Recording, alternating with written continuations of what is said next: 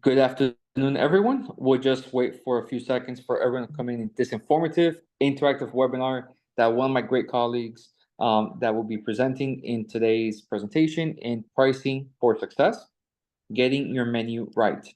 My name is Jesus Padilla. I am the Assistant Director here at the Florida SBDC at FIU under the exciting program BizGap, which is a Business Growth and Acceleration Program in partnership with the FIU Chaplain School of Hospitality and Tourism Management.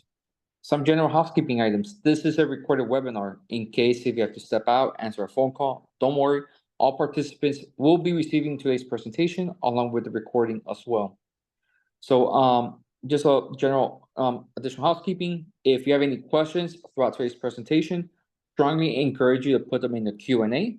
Throughout today's presentation, I will be more than happy to be your moderator as there's going to be some time to ask any questions. So this is a good opportunity to introduce yourself. What type of business do you have? What industry in the food industry you're in? Are you a food truck, brick and mortar, home-based food-related business? So like that, throughout today's presentation, we could have some examples, some experiences, and Andrew will be more than happy to provide you some additional tips for you to be successful as well. So Andrew, I want to thank you for attending, for participating and presenting today's webinar. So the floor is yours. Introduce yourself and what are some key tips that everyone's going to be succeeding. Absolutely. Well, welcome everyone. I'm kind of assuming we have a mix of people here. I talked to Jesus a little before, everything from maybe you're just considering opening a food and beverage outlet to people who have been around the block a few times and so already have a strong foundation. So today I'll tell you a little bit about myself, and then we're going to get into some pricing basics around your menu. And then we're going to add in, we just had our election, and there's always issues that come with any transition of power and any new presidency and new governors and all those sorts of things. So we'll talk about a few of the issues that I see already that are possibly coming down the pipe and how they may be impacting your cost and your pricing strategies as you move forward. Okay, so a little bit about me.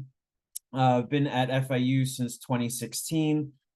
Before that, I've been in the industry, so I'm one of y'all. I started working when I was 14 as a cook in Pennsylvania when my dad was a professor. And from there, I've been in and out in the industry forever. I've done everything in the restaurant industry except be strict. I never was strictly a front of the house manager, and I was never a general manager. But I've been to the Culinary Institute of America. I have my certificate. I was a sous chef. I was a beverage manager. I was a dishwasher, a cook, prep cook, busser, server, caterer, catering sous chef. So I've done it all. I feel you. I feel the pain. We love our industry. At least that's probably why we're here, because we all know there's not a ton of money in it. But we love it. That's why we do it. So I'm here to do my best to help you all be successful and find your way through what can be a difficult business, even if we do love it. So what am I doing right now? I'm an associate professor. That's the middle level of being a professor. So I teach. And I do research. I'm also an administrator. So part of my work is that I'm the director of research here at FIU's Chaplain School, which means I try to bring in more research dollars and help all my faculty do research and get published and do all those sorts of things. We also just launched a doctoral program. So our College of Business has a Doctor of Business Administration, and now I'm administering a hospitality concentration within that field. So if you know anybody who's been in industry at least 10 years and has a master's degree and wants to come back for more school, I'll let them know. Come on by. You don't have to quit your job to do it. That's one of the cool things. And then my last role is I'm editor-in-chief, which means I'm kind of in charge. We have an academic journal that we run through our school, through the Chaplain School, and it's called the International Hospitality Review. And I'm kind of like the boss for that, so to speak. So that's me. Again, come from industry, been around quite a while. What's that? Probably 30 give or take years doing this. So, and I teach restaurant management. So that's part of why they tap me. Not only do I bring some industry experience, but this is also what I teach in the classroom. me see if there we go. So we just also wanted to let you know we have started some more formal hospitality executive education. So again, if you or any of your colleagues need more education, need certificate, just find you're lacking a skill here and there, and you are either trying to make up for something you feel you don't have, or you're looking into the future like we are now and think that maybe you need to retool, or there's something coming down. One of the newest ones is Jesus, this may be a great idea for another series or another class if you haven't already, is how can restaurants leverage generative AI? It's a huge topic right now. And so we're in education or behind the eight ball on that one too. So I know industry is as well. But there's a QR code up there on the slide if you'd like to go to our website, and you can get some more information and see how we can further help you in your careers as you're moving forward. Okay, so again, I said today's agenda, we're just going to talk about some basic pricing principles. Then we'll talk about, I have 5 or 6, I think, different pricing menu pricing strategies that we'll talk about. We'll take a little mini break there, because that's the end of the basics and the foundation, and you all can ask whatever questions you want at that point. Please feel free to throw questions in the chat anytime. Jesus is going to monitor them. We've talked about it. He'll bring them up to me if it seems appropriate at the moment. Otherwise, we can have some Q&A all the way at the end as well. So any questions along the way are welcome. I'll specifically stop and have some questions after we talk about the menu pricing strategies. And then we're going to go into what I perceive as some of the issues that could be uncertain as we move forward, post-election, and then maybe some ideas on how we might be able to navigate those things. I don't want to just give you the gloom and doom, but hopefully some ideas on how you can keep moving forward. So that's where we're going to go. So some basic pricing principles. Clearly, when you price your menus, you have to price them so that they are at minimum covering all of your costs. I'm assuming, I guess maybe this is a false assumption, but I'm assuming everyone here is in a for-profit venture, and not in a non-profit type situation, because obviously this becomes a different ball of wax. So we're going to talk about everything today as if you're in a profit-making venture, a commercial type of food establishment. So got to cover your costs. What are your 3 biggest costs? It vacillates between food and labor, depending on your type of organization. Those are the 2 biggest costs. And then, of course, overhead. I mean, we all know we're down here in Miami area. Rent is outrageous for living. It is for you all as well. And not to mention, then we have all of our flooding insurance, all the insurances that we have to cover because of the hurricanes. So we have a very high overhead here in Florida, which can make it even more challenging. So of course, when you're pricing, you need to for sure be thinking about your covering your costs. And then of course you want to make some money on top of that. I'm assuming a lot of you are probably what I would call mom and pop shops. It's probably your owner operator, or you're going to be an owner operator.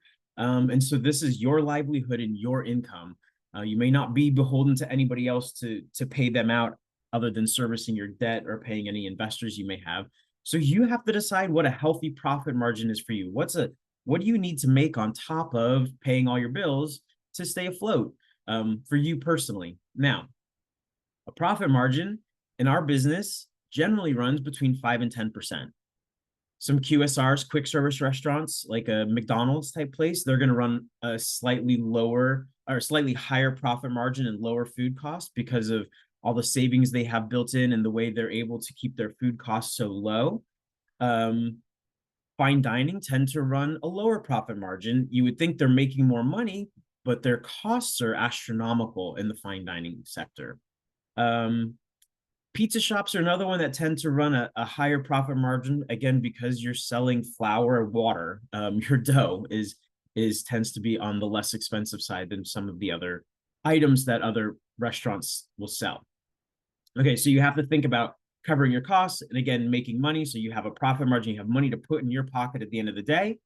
But when you're thinking about pricing, you also have to think about what your concept is and making sure that it aligns. So if you're a simple burger shop and you haven't brought anything exciting or new, like you're just a standard, good quality, nice burger, but you're just a burger shop, and you're doing it in a QSR model or even a like a BurgerFi model where you go up and you order. It's basically counter service. Maybe you get a number and sit down. You're not going to be able to command that $20 price on that burger that maybe a brewery with a sit down restaurant um, that that they could command that higher pricing. Okay, so when you think about your pricing, not only does it have to cover all those things you need, it also has to make sense with the type of restaurant that you're offering operating. Your pricing must be in line with what your customer is going to expect. So people that come to quick service or often the food trucks or any of those types of establishments are going to be a little bit more price conscious and expect lower prices. When people going out and eating at a fine dining restaurant, say on Las Olas or down in South Beach, they go out knowing they're hitting a $3 or a $4 dollar sign type of restaurant. Then whatever concept you need to be also looking around the market. So where are you located and what are your competitors charging to make sure that you're hopefully in line with them. And if you're more of a loss leader or more of a people catering to price sensitive demographics, then you want to make sure that you're hopefully below what they're charging if you can make that work with your food costs and keeping your costs and your profit margins in line. So those are some kind of overarching pricing principles. A lot of people, when they start with pricing, they start with just a very generic food cost percentage based model. So a commonly used benchmark is that we keep our food cost around 30%. Again, depending on the type of restaurant you are. So fine dining tend to run 30 to 40%. QSRs maybe run 15 to 20 to 25%.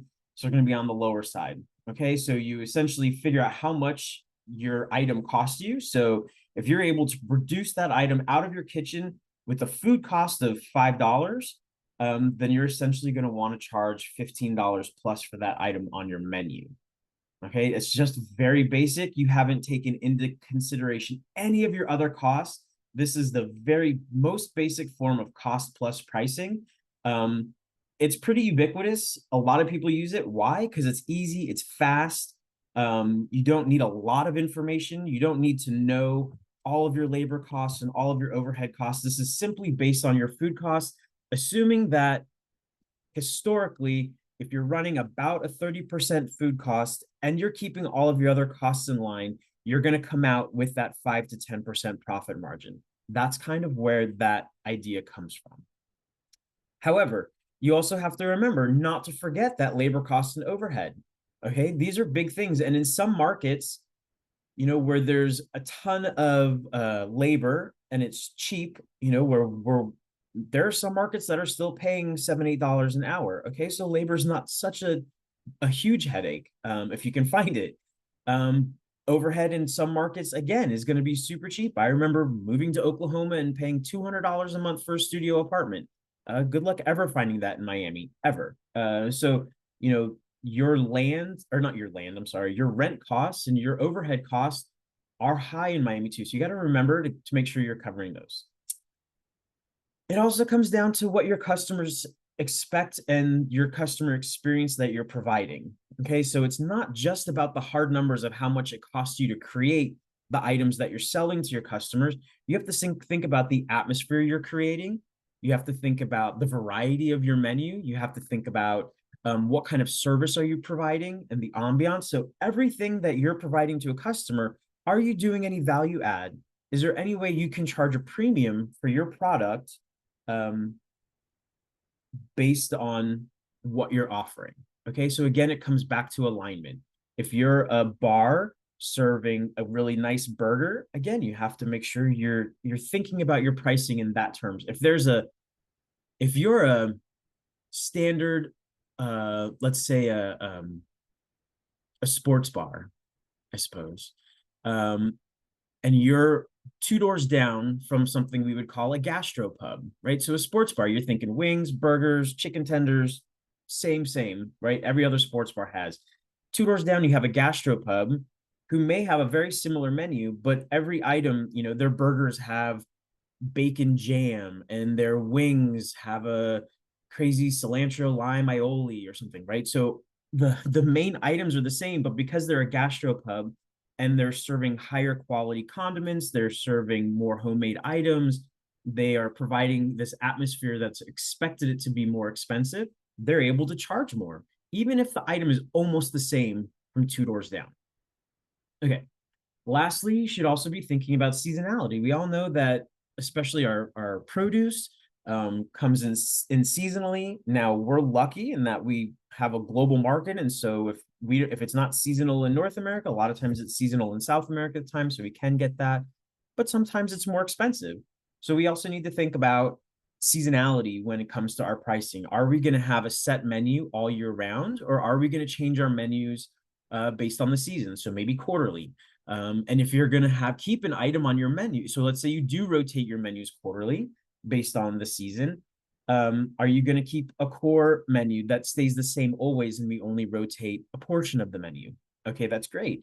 Now, the menu that you kept that's core, are the items now out of season and going to cost you more to produce, right? So it may not be in alignment with your brand to be changing menu prices all the time. A lot of times it's not. So when you set up your initial menu pricing, you may need to average it out that, in the summertime, this product is going to be cheaper, so I can chart, it's going to cost me less. In wintertime, it's going to be more expensive. So we sit somewhere in the middle with what we're going to use as the cost for that item to base our menu on, so that our pricing, so that we have the same price year round. We're going to have a different food cost from season to season, but at least the price stays consistent.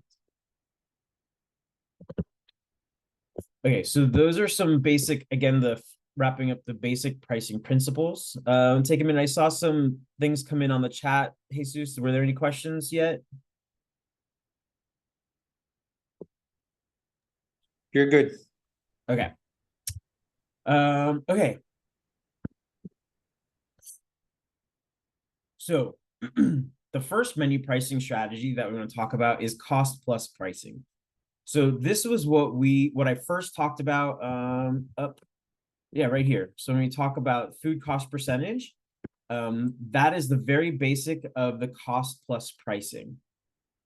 When you get a little bit more advanced, so the next step on being advanced of that cost plus pricing would be to look at food and labor, right? So how much does it cost you to produce that hamburger basket, right? And why you need to know this is that some establishments, so I worked at restaurants where we bought in organic ground beef, and we had our dishwasher who would also do prep, so they pattied up all of our beef for us.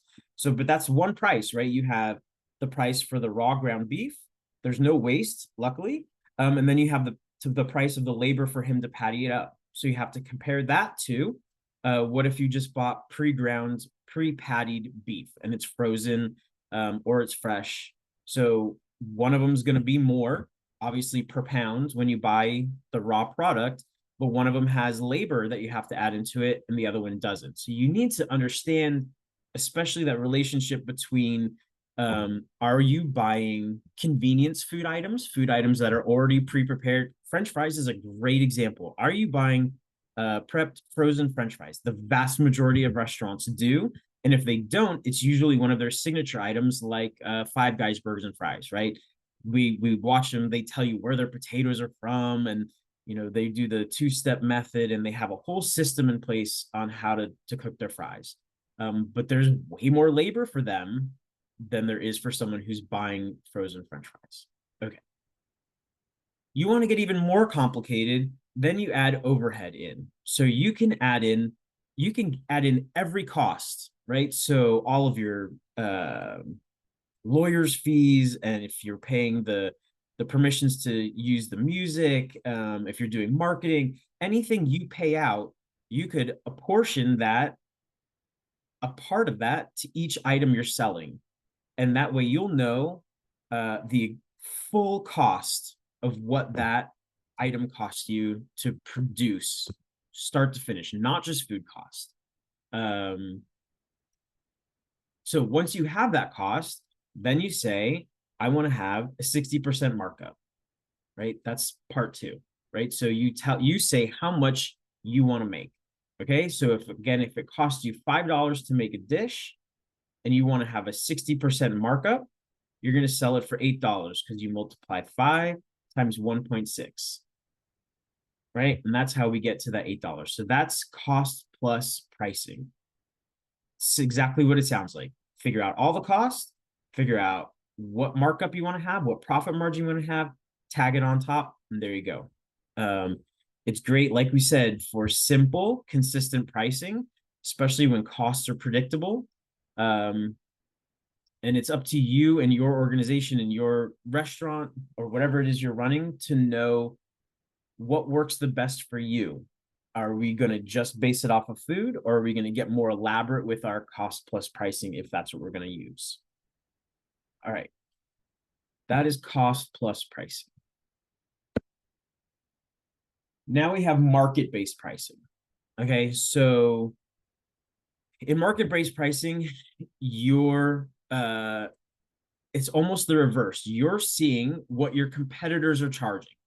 Okay, so you're going to go out in the market and you're going to see what your main competitors are charging. So if you're a sandwich shop, you're probably not just, and you're mainly lunch business, you're not just competing against other sandwich shops, you're competing against Chipotle because it's the burrito shop. You're competing against pizza shops. You're competing against pretty much anything that can get customer served fast. Those are all your competition. So, but again, if you're a burger joint, or if you're a sandwich shop, go to all those other sandwich shops and then even some of the substitute places and see what they're charging for a comparable meal. So again, if you want to do burger for burger, is the shop down the street, are they a comparable to you in terms of who you think their target market is and their concept in terms of what the pricing should be? Like, should your pricing follow theirs because you're in a similar level of restaurant, a similar category? If so, and they're charging $12 for a burger, you need to decide, are you going to come in at the same as them? Are you willing to stretch and go a little over, or do you need to go under because you want to make sure that you know your customers, the demographic you're aiming for, is more price sensitive? So if you then know how much you can get away with charging, now you have to work backwards to find ingredients that you can build that burger and sell it at $12 and still maintain your 30% food cost if that's the way you're going to use that, right? So even when you use market-based pricing, you can't simply charge the same as your customers. You can't simply say, I'm going to charge a little more or a little less. You have to also make sure it makes sense for you, for your establishment. There's no point in selling $12 hamburgers because that's, or let's say you want to beat your competitor. So there's no point in selling an $11 hamburger if that's your break even. If it costs you $11 to put it on the plate, and that's all your cost, what if it costs you $11 in food cost to put it on your plate? So that should be like a $33, $34 burger, and you're only selling it for $11. You're losing money on every transaction. The reality is, even if the market says you need to go lower, you can't, you have decisions to make about if you're going to price lower and make it up with other items and in other ways and hopefully make it up with volume. But, if you're pricing something at a loss, you can only do that as a way to drive more traffic, bring more traffic in. And then you have to have a way to make up that income. You have to have a way to make up for that loss. So in the end, you have to decide, am I willing to sacrifice ingredient quality to keep my prices low so that I'm competitive with my next door neighbor? Or do I need to charge more and make sure that my product so far outstrips the quality of what they're offering that nobody's even going to compare them? It's like putting a gastropub burger bar next to a McDonald's. Again, nothing against McDonald's, but it is what it is. You can't even compare the two. Okay, so that McDonald's can't charge the same as the gastropub, and the gastropub shouldn't be charging the same as the McDonald's. So while market-based pricing is important, personally, I use that as a secondary avenue. I'm going to tell you what I would normally do. My first go is the cost plus. My first go when I cost the menu, this is the first place I go. I usually am in this, what we talked about here, where I set up, we're saying we're going with a 30% food cost. That's my baseline for how I price all of my menus using a 30% food cost. Then I go to this market-based pricing. So I have my foundation. I know what I want to be charging that's healthy for my organization. Now I look to the market to see if I think the market will bear what I want to charge. And if it won't, if it doesn't look right, then again, I have to make those decisions. Do I need to go up in price, down in price? Do I need to change ingredients to maybe lower quality or lower the size so that I can come in an appropriate amount? Okay. Value-based pricing. Okay, so when we're talking about value-based pricing, this is all about thinking about what the customer finds valuable. Okay, so when you think about value-based pricing, I think of two examples, and they're both here under the examples. One, you have a signature dish. Look, we on chicken's one of the most ubiquitous and least expensive proteins we can get, and let's call it chicken thighs because those are, I think, I haven't looked at the money at it lately, but I believe that's probably the lowest priced chicken there is at the moment, other than the 8 cut. But let's go chicken thighs, boneless, skinless chicken thighs.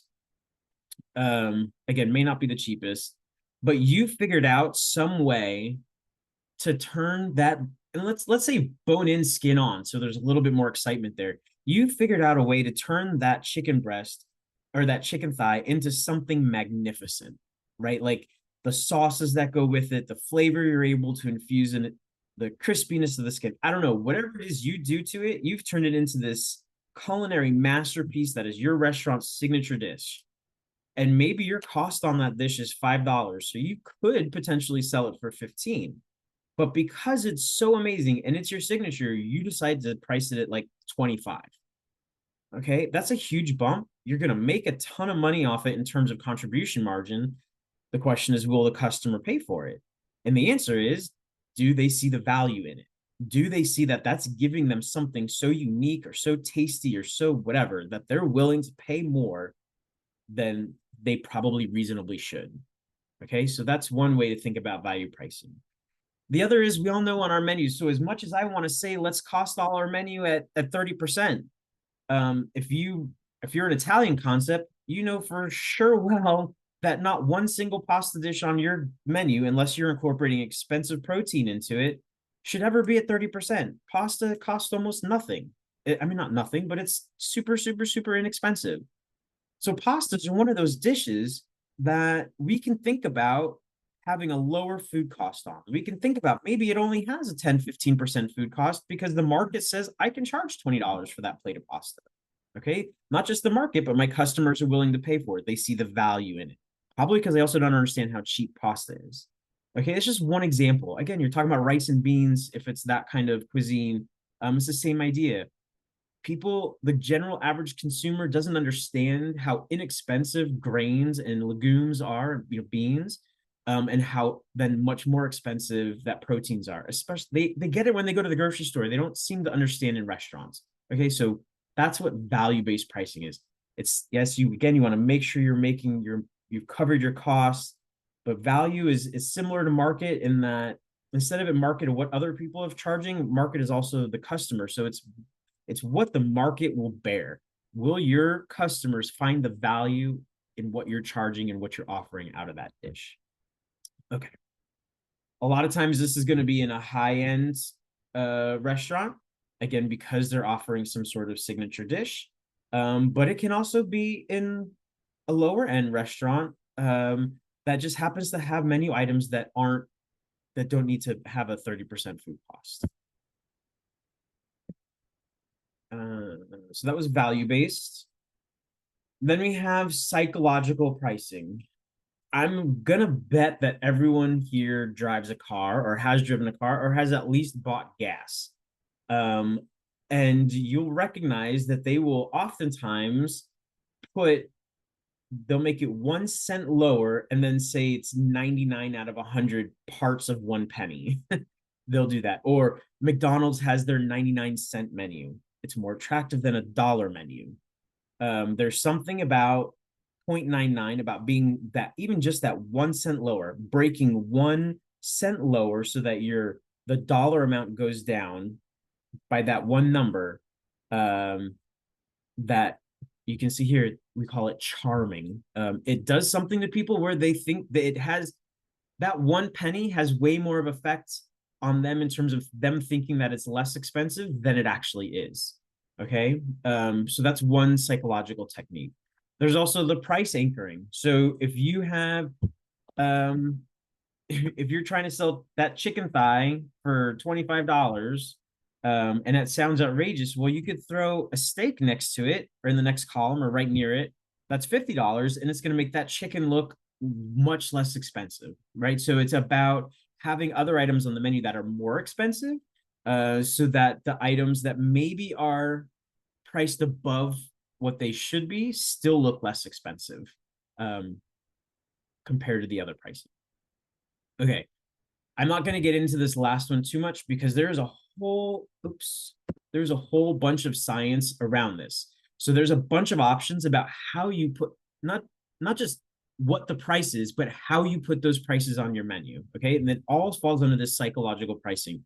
Whether you're ending in 99, whether you end in a zero, right? So you make it $10 even, but 10.00, or you make sure it ends in a five, $9.95, or whether you only put dollars on, you don't put any cents, whether you use a dollar sign or no dollar sign, whether you have dots next to it or no dots, like in between the name of the dish and the price.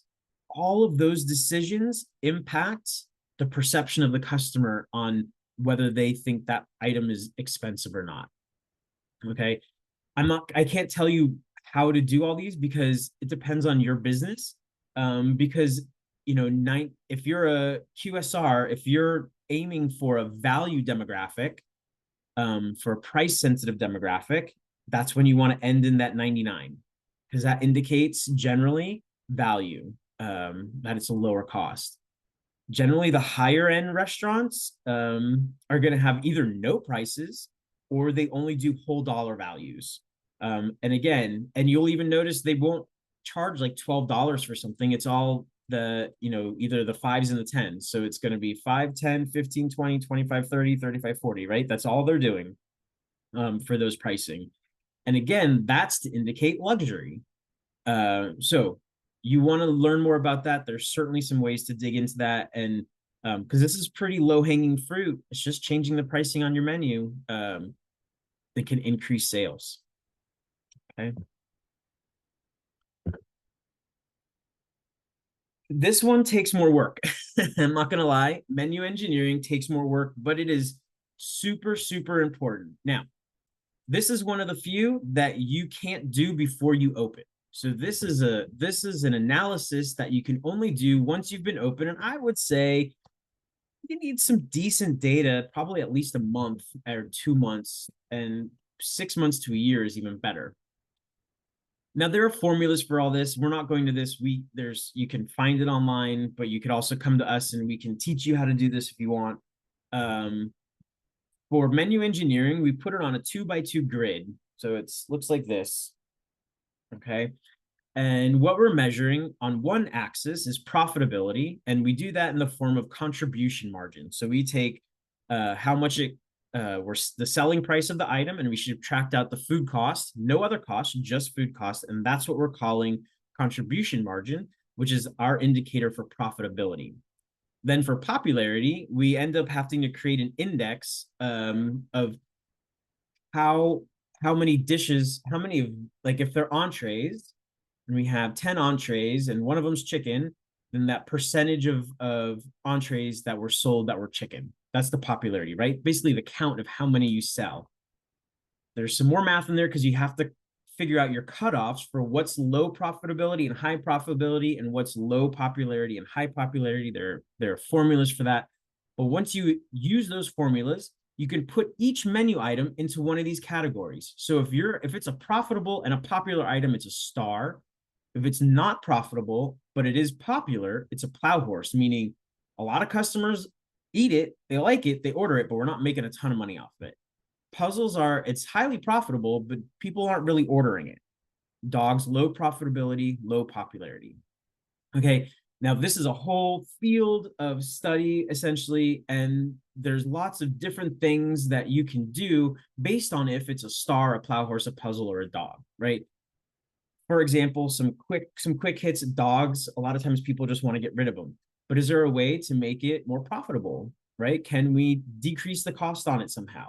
Is there things we can do like table tents or changing the where it is in the menu to make it more visible? Can we add it as a special? Can we do anything to market it? Right. So just because it's a dog doesn't necessarily mean we get rid of it. Okay. Each one of these categories has a set of strategies that goes with them that can help you decide if a menu item should stay or go, if it needs to be increased in price or decreased in price, whether you need to look at cutting costs on that item, or you need to look at marketing it better. Okay. So there's all kinds of information you can get from this. And all of it, the data you need to do the analysis should all come out of your POS system. Okay. When should you use it? Always. Every restaurant should be using this at least once or twice a year to just tune up their menu and see where you're at. Andrew, I have a question for you. Yeah. On the previous slide, on the matrix, what is the percentage of the menu should be allocated for each of those categories? Is it more 25% across the board? The dogs could be like 15%. So you don't so the reality is you don't want any dogs. So there's no allocation of menu for this. This is simply saying so I'll go in since we had a question. I'll go in a little more depth. So like if you're a star, so you're something that's already profitable and already popular. If I'm the restaurant owner, my first inclination would be to say, don't touch it, right? It's already doing its thing. But there's we you have it's a balance. You have to maximize profit. So if it's already doing great, it may be worth your while as the owner or the manager to say, can I bump that 30 cents, 50 cents? Like, where's that? Where? And then you do that for a month and track your sales. Did they fall off? Okay, no, we're still good. Maybe I can eke another 10 cents out of that. Right. So some of this is playing this game of how much can I charge? What will the market bear without me losing revenue? Okay. So like a star. Plow horses, again, you don't want any plow horses. We don't want items on our menu that are low profitability. Now, if it's highly popular, that means you can't get rid of it, right? It might be maybe you like got the bomb meatloaf sandwich. Like it's just amazing and everyone loves it. But damn if it isn't really expensive. Like it for whatever reason, the beef you use, or you got a mix of beef, pork, and veal, you're doing like the Italian thing, whatever, right? For some reason, it's expensive. You haven't been charging much. So you can try increasing the price, right? Does it still stay popular? You can try changing the ingredient if you can do it without losing quality or without the customers noticing, and that way you can increase that profitability. So I hope that kind of makes sense. I don't want to go into each one. So you're not trying to allocate how much of your menu is each of these. You want basically all your menu to be stars. That's what you want. And that's what you're aiming for. You're never going to get there because like statistically, unless every menu item had the same food cost and the same popularity, it's just not going to happen.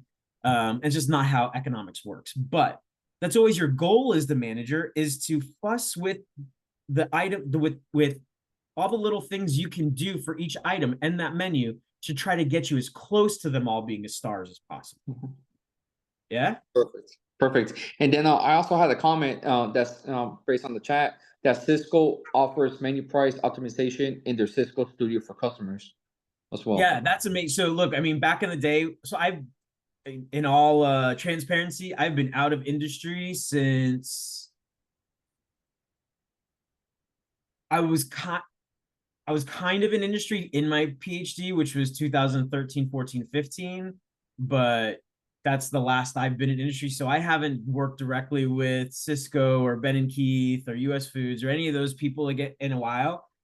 So absolutely give them if you have a vendor, if you're working US Foods and Cisco, absolutely. There is no reason that they shouldn't be able to help you with your menu optimization. You give them access to your POS data, and because it's basically for them, for you, it's math. Like you got to sit down and do work. For them, they take it, they throw it in, they already have a system and a computer program that's going to spit it out in 2 minutes and tell you all the answers.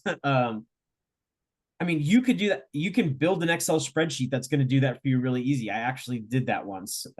It's not hard. This is super basic and simple once you know the principles of it. But thank you to whoever put that in there. So yeah, man, leverage. Okay, this is off the topic, sort of, but only sort of, right? Leverage your vendors for all they're worth, right? Make them work for your account. You make them, when they have new product, make them sell it to you. Make them give them your menu. Say, hey, you tell me where some of your products can go, but you better tell me the cost, and I'll tell you what I'm. You know what I mean? Like, make them work for what they can do for you because they have a lot of capabilities. They have a lot of systems more than, especially if you're a mom and pop 1 unit shop that is just trying to get off the ground, man, make them work for it. Make them work for your business. Any others, Jesus? You're good. Thank All you. right.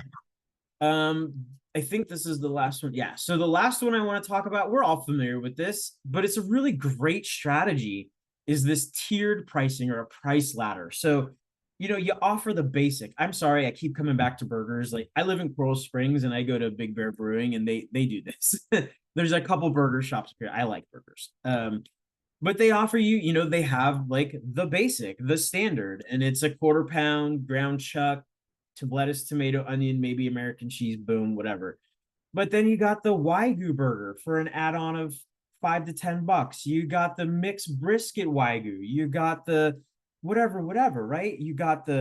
So you got your basic, and then you got all your topping add-ons. You got the upgrade. Maybe instead of from a potato bun, you're going to go to a challah bun or a brioche bun, or so it's the same idea when you go to a bar and you have a well drink and then you have a call beverage. It's the same idea. You have if any of you have a beverage program, it's like having I drink old fashioned. So it's like having your well old fashioned that's maybe made with like old granddad or something, or Jim Beam or whatever. And then you have an upscale old fashioned that's made with like Angel's Envy or Brooker's or something, Basil Hayden or something yummy. Same idea. So you offer people the basic, but you also offer the upgrades, right? Maybe instead of just bacon, it's candied bacon for another $5. So that's just another way that allows you, if you have a mix of demographics coming to your place, it allows you to really cater to both of them. So you have someone who's coming who's a little bit more price sensitive. Maybe they're in the same party, who's price sensitive, who's like, I'm down with spending $10 on lunch, but that's about it. But you have other people in the party like, I don't care, 20, $30, no biggie for me. So you're giving them the options to go both directions. So it's a really great strategy, I think. And also, Andrew, before I proceed, this is from my personal experience. It is a fixed price menu, adding a wine with a pairing with each entree or food or appetizer. So that it elevates for another $30.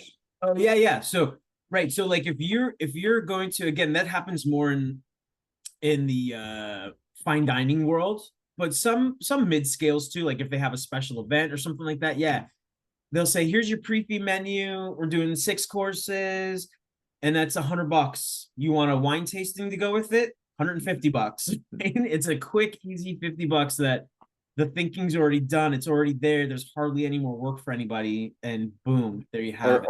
Or a simple wine pairing suggestion.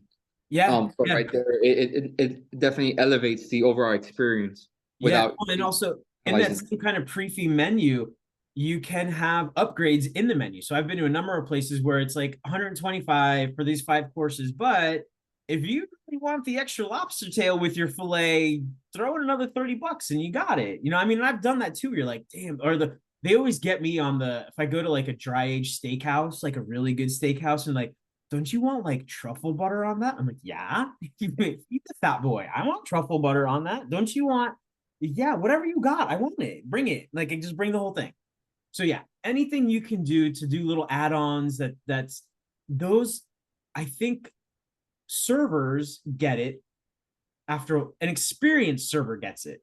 That the more of those little things that you can get a customer to add on, that extra cup of coffee, that extra little dessert, I mean, when I was a server, I had my spiel. Like I had my favorite dessert and my favorite appetizer, and I sold it to every table. I was like, I promise you, if you're not allergic to this, you're gonna love it. Like, and that was my thing. And I sold an appetizer and a dessert to every table because, or I say, do you want a little try? Like it's a secret, but like it was our program. You're allowed to. So like you make it like a secret. You want a little try this? Like I can sneak back and get you something. Like, oh yeah, you know?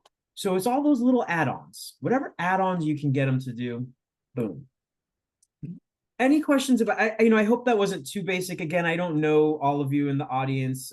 So hopefully if we had some people who are just getting started, you're like, wow, that's a lot. And you got some, you've been around a bit, you're like, it confirms what you know, and maybe just reinforces that you're doing the right thing and or refreshes your memory on some of it. Yeah, so I have a participant that is a coffee shop, cafe serving breakfast, lunch, and pastries. Okay.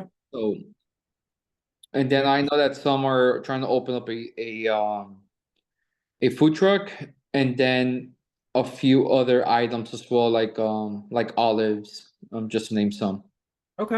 I Yeah. mean, all the pricing and strategies are very similar. I mean, look, if you're an olive producer and you're just trying to you have an olive product you're trying to sell to people, it's the same idea, but you're going to have to do some specific because that goes into more retail and business to Right. business type of work. Yeah. So you have some more homework to do on that. Um, yeah, great. Oh, there was something I was going to say. Oh, this is okay. So this is what I tell my students. So for those of you, you said we have some that are kind of just getting started, like they're opening a food truck or doing something like that. This is my words of wisdom from someone who's been around the block a few times and taught this a bunch. Do not open without a full menu, all of your menu items with a recipe card, and fully costed out. If you watch, God, what was it? The guy who used to do restaurant rescue or something, or no, he was Bar bar. Rescue, John Taffer. No, but there's a restaurant one. I can't remember his name now, but he'd go in and he was the military guy, big dude, and he'd go in and Irvine. I think that was him. Like he'd go in and be like, "Okay, your restaurant's failing. Tell me why." And he'd be like, "Well, show me your food costing cards," and they'd all be like, "What's that?"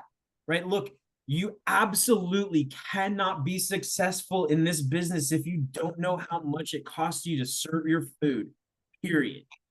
I'm sorry, that may be harsh, but you will fail. You will be one of those people, one of those businesses that we hear about that fails in the first year. If you don't know, because if you don't know how much it costs you, you don't know if you're making any money. Yeah. And like I said, if you're not in a nonprofit type of situation, your whole point is to make a living. That's what we're doing here. We're making a living. So if you don't know how much it costs you, you don't know how much to sell it. So you don't know how much to put it on your menu for, because then you don't know how much you're making at the end of the year.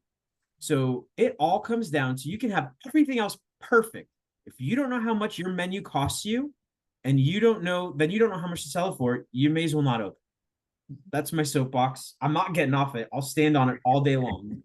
And then, Andrew, I just have a question. Where is a good place or to get a mentor in the food industry? Okay, that's a great question. So down here in Florida, we have the FRLA, Florida Restaurant Lodging Association. That's a great place to go start networking. So if you look it up online, they have, I believe there's monthly meetings. There is a membership fee. I don't know how much it is. But FRLA is a really great place to start because there you'll meet experienced restaurateurs who are more than happy to give you their ear and help you out. You can also, I don't want to prompt, like shoot me an email, and because we have our extensive alumni network. I mean, we have alumni who, if you know Temple Street Eatery in Fort Lauderdale, he's one of Alex Cook, he's one of ours, and Diego in his partner. They graduated from us. They're super successful. We had guys out at Novecento. I think he left there. Look, we have alums and partners all over the place. So first, FRLA, great place to go. Um, and sometimes it's just going into a restaurant that you love. Like go to a restaurant where you love, ask to talk to a manager, is the owner around, right? And just start buy him a beer, then and hang out, right? So there's some informal ways and some formal ways. Okay. Yeah. No additional questions. Good. Okay, so this is the scary part. Are you ready? So we know we just had our election. We know we're getting a new president. Um, and we've heard these are just based on 3 top line items out of, I think, out of Project 2025 and things that he's been saying. And I picked these because I think they could possibly have tremendous impacts on our business. Whether you're Republican, Democrat, Trump, Kamala, doesn't matter. If this happens, it's going to impact us, period. Now, how much of an impact? Is he going to do these things? We don't know.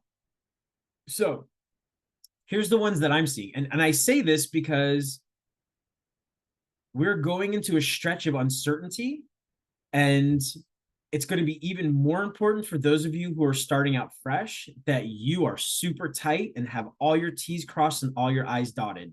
You've got to know, because there is uncertainty in the market. There's uncertainty in a lot of ways. Okay, so one of the first things he said, he's deporting all of the first with undocumented workers, and then like everybody. I don't quite get, but so regardless, with any deportations on any mass scale, we're going to be hit. I worked in the restaurant business since I was 14. In California, I was the only gringo in the kitchen. I was the only white guy in there. That's when I learned to speak Spanish. Bad Spanish, horrible Spanish, but I can get by. Now, how many of them were documented versus undocumented? I have no idea. Wasn't my job, didn't ask, didn't care, loved working for them, with them. But that means we're going to have a portion of our labor pool gone, because we do rely on a lot of migrant and undocumented workers, especially in the kitchens. So are they even going to be there? Do we even have them anymore? Number one. Number two, if they are gone, we're already in a labor crisis. Every restaurateur I talk to and everyone in the food business is having trouble finding labor. This is only going to make that even tighter. So can you find them? And then what are you going to have to pay them? $15 an hour? I don't even know that that's going to cover it anymore. Because if that market is so tight, you could have to start paying even more for labor, above and beyond what local minimums are and above and beyond what other local people are paying. That's just restaurant labor. Now, we deport people. Our farm workers are by and large, again, migrant workers and immigrants.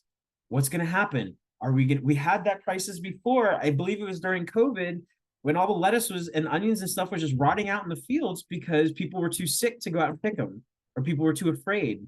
Well, what happens if they're just not here anymore? They get sent back to other countries. They're not here to pick it. So we may not even have the food. And if we do have it, because there's less of it, remember the rules of economics, the less of something there is, the more demand there is, the more expensive it is. So if we have less of that product, it's going to cost us more. That's going to impact your pricing. Okay, so those deportations could have a huge impact on our business. One that we have to see, we don't know how much of an impact it's going to have. I think it's going to have a big impact, is the potential closing of government agencies, specifically the USDA and FDA, that regulate our food industry.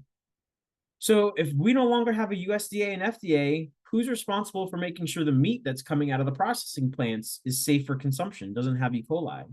How do we know that the lettuce coming out of the fields is safe for consumption? What's going to happen if people start getting sick? Who are they going to blame? Who's going to get sued? Is it going to be the food producer?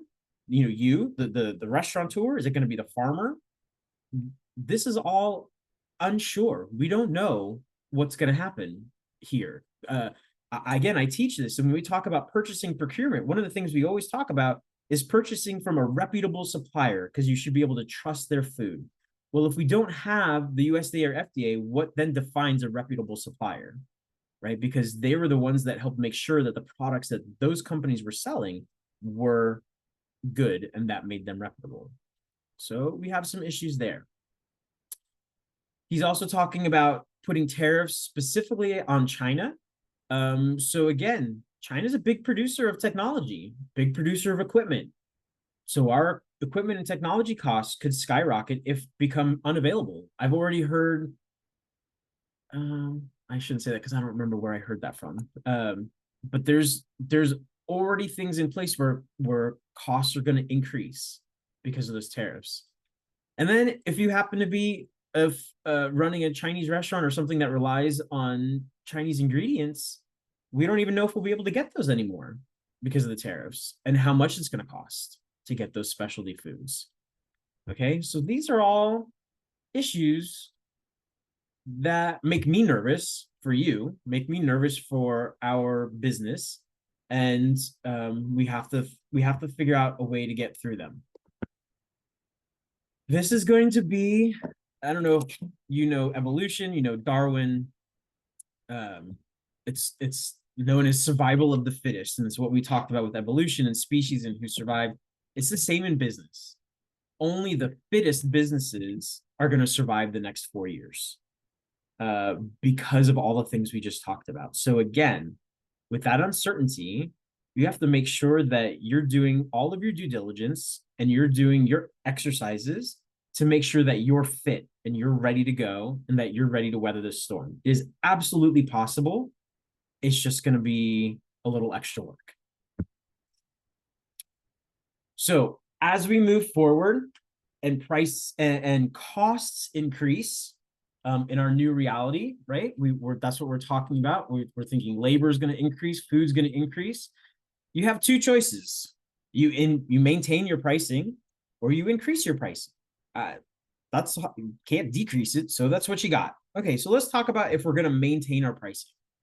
If we're going to keep our prices on our menu the same, but our food cost has increased, and maybe our labor cost has increased, then we have to look at our cost structure to try to reduce those. So it may be time, if you're brand new, rethink that menu. Do you really need 20 items on that menu? Or maybe you only need 5. Maybe you got like your top 5 killer dishes that you're going to serve. And if you're only doing 5 instead of 10, you need less inventory, you need less space, you need less labor, you need less of everything. So you've streamlined everything to reduce those costs. Okay. Another almost opposite thing to do is to team with each other. So it's kind of co-opetition. You're all in competition with each other because you're all food vendors. But if you work together, you can create co-ops where everyone decides on what you want to buy together. So you increase your purchasing power. So you have 4, 5, or 6 restaurants to get together and strike a deal with a vendor and say, we're all going to order together and it's going to get delivered here. And then everyone else picks it up from there. You can increase your purchasing power to lower those costs. If you're not going to, another avenue is to do value add, right? So, and we've been doing this, but it's to make sure we do more of it. So through value add, what I mean by value add sometimes is then the bundling. Bundling is a great option. We've seen that, right, with the extra value meals at McDonald's. I think they were the first one to introduce them, maybe. Don't quote me on that. But now they all do that, right? All the QSRs have value meals. But you can do the same thing. Even in fine dining restaurants, Jesus was saying, if you have a pre-fee menu where it's a price fixed menu and it's set, that in itself is a bundle, right? So you can have drinks and entrees together. You can say chili, I think it's Chili's or Applebee's, the 2 meals for 20. That's a bundle. Okay, so that's internal to the restaurant. Those are all the little values that the restaurant themselves inside could offer their customers. Now you can bundle external, right? So you can start partnering with hotels, see if there's any way you can offer, maybe it's a 10% off on a meal for their patrons that stay there, or coupons, or working with local movie theaters or with local theaters or local clubs. There's also all the boats in Fort Lauderdale and South Beach that take tourists out. So it's working with all the other local businesses to see if there's any way you could bundle and build experiences together so that it's you plus an external person that's doing something together. So then you both benefit. The last one on this side, I would say, is special events. Again, Jesus alluded to this pre-fee menu. Well, you could have a wine event or a beer event, or, you're going to do, some towns have half off nights for all the restaurants because it's their Miami nights or whatever, to have a way to bring people out. So again, those are the main, if you're going to maintain your pricing, reduce that cost structure, create value add, incorporate special events. Now, on the other side, if you're going to increase pricing, you have to, your real downfall here is the drop off of patronage, right? That your customers won't come because it's too expensive and they don't want it. Okay.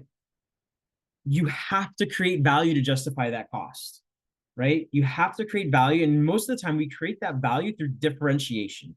Hopefully, all of you had heard that word because hopefully you built a business plan and you have a concept and you have your brand. All those things should differentiate you from everyone around you that's offering something similar. Okay, so differentiation. You're offering such a unique product. I'm the only place you can get, I don't know, a Cuban sandwich in the form of a taco. I'm just making crap up. Right? Like you're offering such a unique product that's so amazing that there is no substitute. If you want this thing, you have to come to me, right? And you're going to create that loyal customer base, even if you have to increase prices. And that creates your value proposition, and that is your marketing strategy as well. Exactly. All those things go hand in hand together. They have to.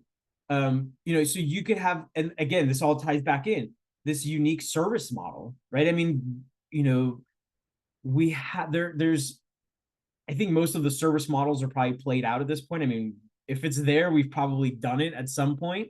So I don't know that there's such a unique service model, but think about, I don't know if you guys have them down here, but I remember we had in New Mexico and Arizona, there's these diners where the waiters and waitresses talk crap to you the whole time. Like they just treat you like garbage. And like, that's their shtick. Like that's the thing they're supposed to do.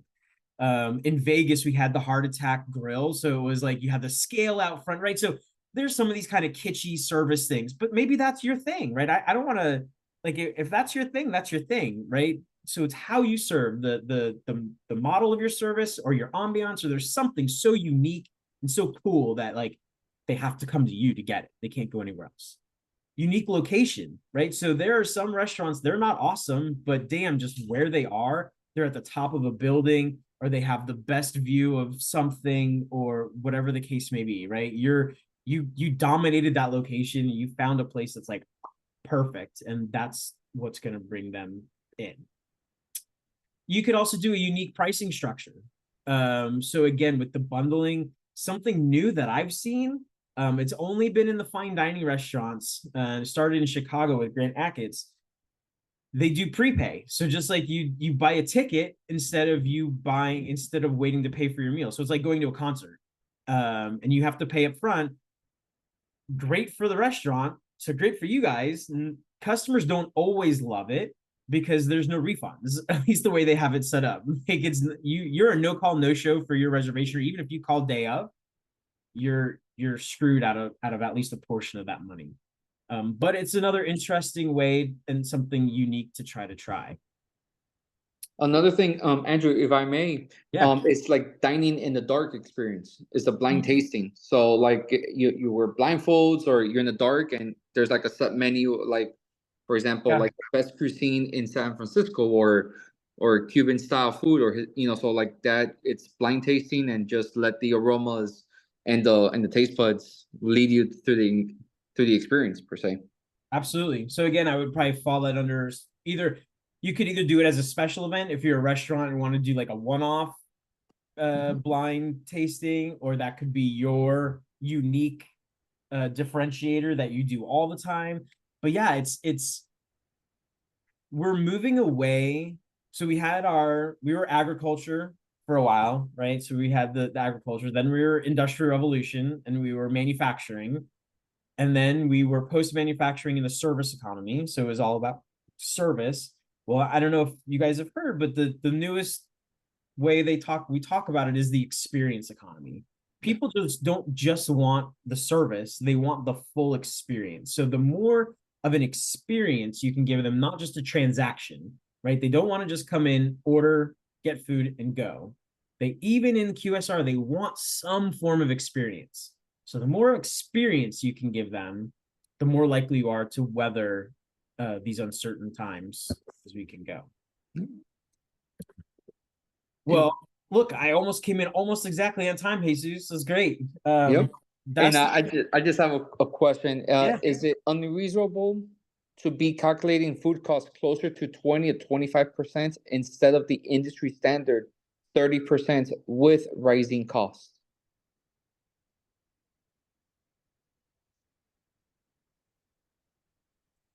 It's a hard question to answer just because I would say it's very dependent on your operation and what you're serving, right? So if you're a grain dominant, if you know, like if you're, pasta, rice, beans, tortillas, bread, um, corn, if that's your, it's that's your staple, right? And you can get away with it, then yeah, I think there's no problem with again dropping that food cost down.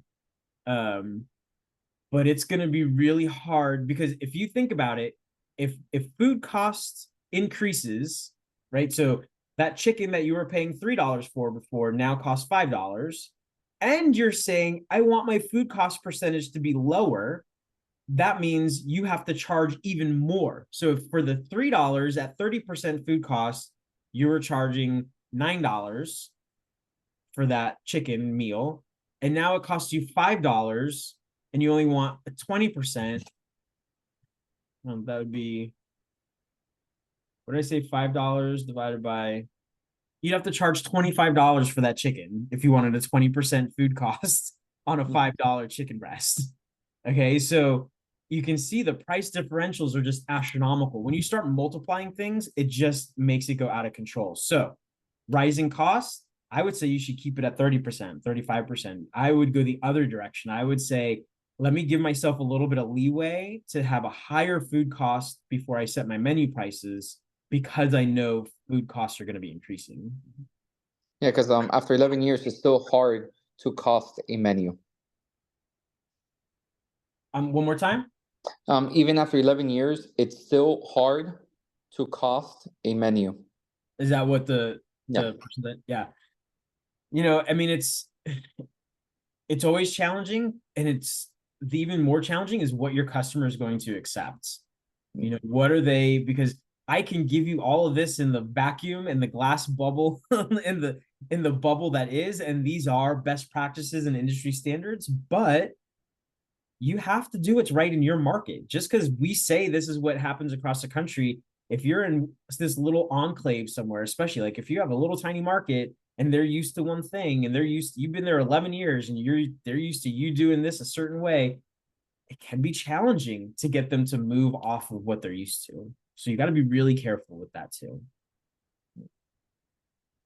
And then on top of that, next week Tuesday, same time, same place, we're gonna be having our next presentation of how to make your social media appetizing. And then at the same time, this is a recorded webinar, so all participants will be receiving today's presentation along with the recording, and also any upcoming events that we have. We have a plethora of upcoming events up until mid-December. So definitely we encourage you to participate, collaborate, and share the information with your partners, your small businesses ecosystem that you have, in regards to how we can leverage and create an economic impact in the community by helping each other out. But I want to thank all the participants. Andrew, thank you for everything. It was really informative, really engaging, and I definitely learned a few tips as well. But like I said, anything that we can do to assist you with your business needs, we're an email, a workshop, or phone call away to help you out to start implementing your 2025 goals. So I want to thank you, Andrew, once again, all the participants, along with Mateo and Gabby behind the scenes. So I look forward to seeing you at our next event. Thank you and have a good afternoon, everyone. Thanks. Bye.